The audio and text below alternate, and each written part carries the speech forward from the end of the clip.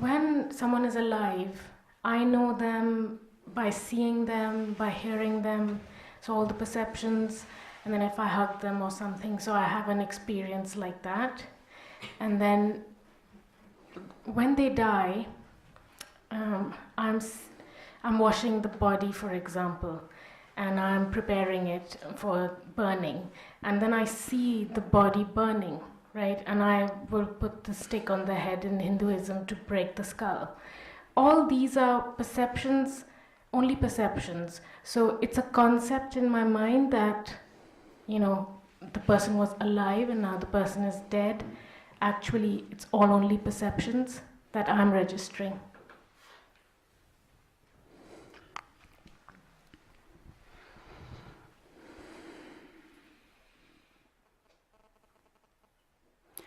We can't say that another person or the world is, that its only existence is in our finite mind. That would be solipsism. Do you understand what I mean by solipsism? Is the belief that only my finite mind exists and that all of you are just an appearance in my finite mind. It's on the contemporary non-dual scene. It is quite often misunderstood. It's quite often believed to be synonymous with non-duality. It's not. Solipsism is a kind of madness.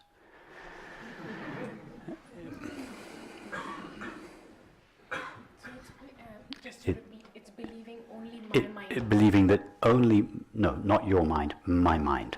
Yeah, there's only my mind. You are just an appearance in my mind. All you are is an appearance in my mind.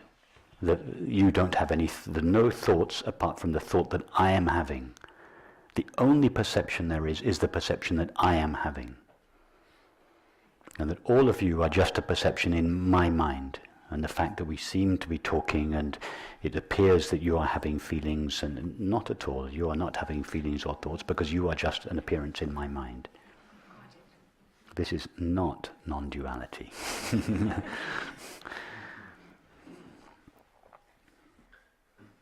There is nothing to suggest that in infinite consciousness there cannot be several, in fact billions, of precipitations at the same time, just as there can be many whirlpools in a river.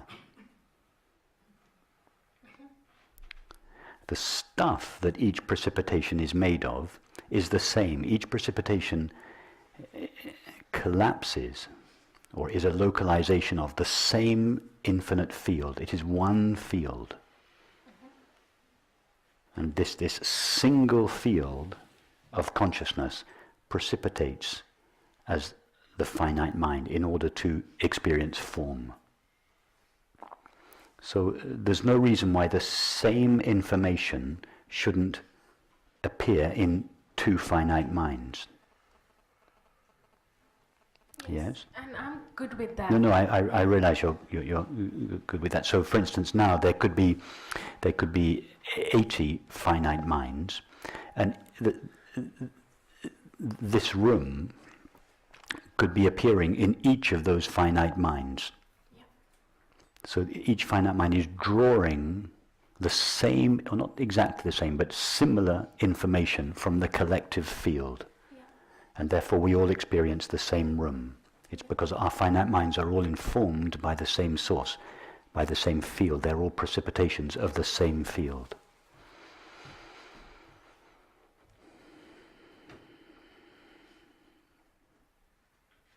So when someone dies, that particular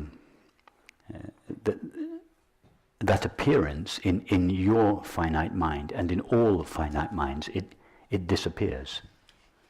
The body remains for a while, but the life force is not there. But you see, when you say the body, the body,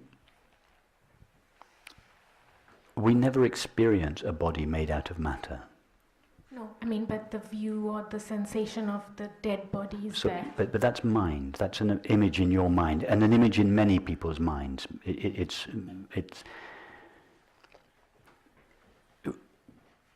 So an image can disappear out of the mind. But we never experience the object made out of matter. Yeah. In order to experience something made out of matter, we would have to find something outside the mind. Yeah. Can you find something outside the mind? Why do you have such a tenacious belief in the existence of matter then? I'm breaking them, so, seeing the life force has left this body, but actually, no, that's just an image in my mind. They're all beliefs, like when I Yes. see a dead body, I'm like, oh, this is not the person I knew, because this is just flesh. Like there's no life force here. But it's not even flesh. Yeah. It's not. You see, your materialist conditioning, and we all have this materialist conditioning. I'm not singling you out. You're trying to fit your old materialist conditioning into non-duality, trying to work out how this stuff made out of flesh, made out of matter, can still be consistent with the non-dual understanding. It can't. You have to completely forget our materialistic conditioning. Materialistic conditioning starts with the belief matter was here first, Yeah. and consciousness is a derivative of matter. Our experience is the opposite. Yeah. Consciousness is here first, mind is a localization of consciousness, and what we call matter appears in mind.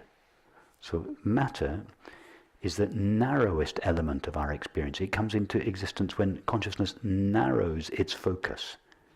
As it broadens its focus out of the waking state into the dream state, this concrete stuff called matter disappears.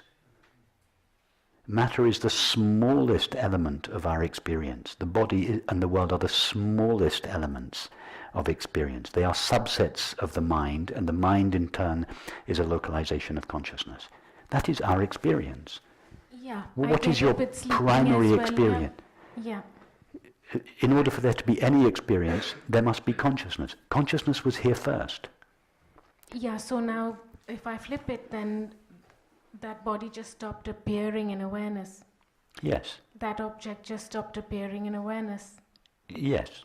And it just so happened that it stopped appearing in stages. First it appeared animated, then it appeared lying, then it appeared on a burning heart, and then Yes. it didn't appear. Yes, but there was never at any stage a separate and independently existing object called a body made out of stuff called matter. When it was fully alive, when it was sick, when it was dying, when it was dead, when it was burning, at no stage was it made out of stuff called matter. It was just an image appearing in consciousness. It was, yes. It's amazing. Yes. Yes. In other words, when the so-called body disappears, its reality doesn't. That's what Huang Po meant. People ignore the reality of the illusory world. It doesn't mean that our experience is illusory. Experience is real. But to believe that the world is made out of stuff called matter is an illusion. And we ignore the reality of experience, consciousness, and believe instead the illusion, matter. I think I got it.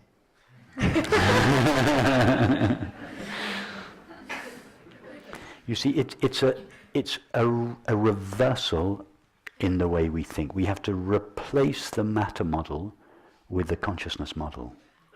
Yeah.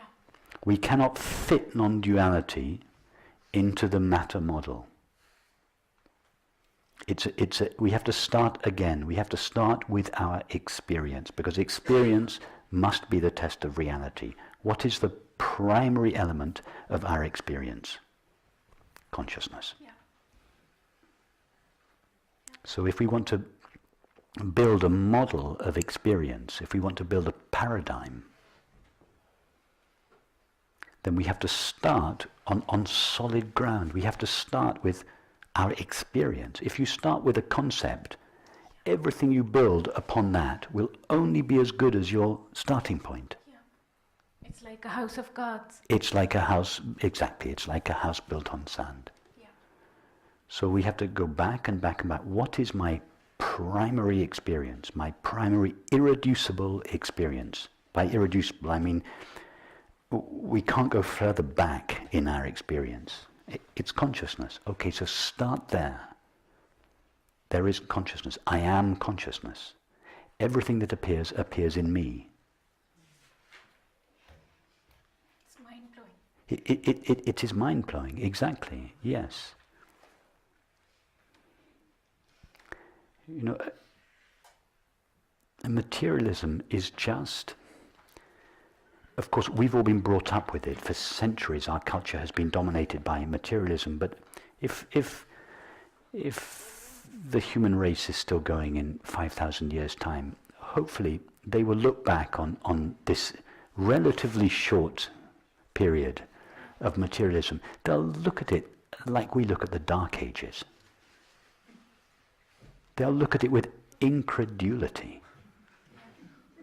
These people believed that this amazing experience all came from something dead and inert.